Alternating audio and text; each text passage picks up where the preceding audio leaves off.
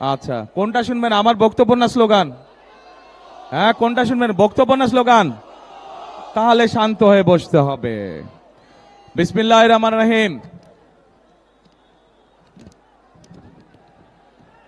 উপস্থিত আজকের এই নির্বাচনী জনসভায় উপস্থিত ঢাকা ৮ আসনের প্রিয় এলাকাবাসী, উপস্থিত ধানের শীষের প্রার্থী জনাব মির্জা আব্বাস, উপস্থিত আমার দলীয় সহকর্মী এবং নেতৃবৃন্দ, আসসালামু আলাইকুম। কেমন আছেন আপনারা? আলহামদুলিল্লাহ।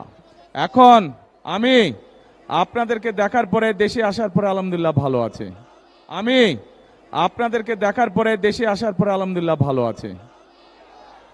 এখন প্রিয় ভাই বোনেরা, এই যে আমরা আজকে এখানে একত্রিত হয়েছে, আমরা এখানে একত্রিত হয়েছে এই যে 2 দিন পরে যে নির্বাচন, এই নির্বাচনকে সামনে রেখে এটা নির্বাচনী জনসভা, সেই জন্য আমরা একত্রিত হয়েছি।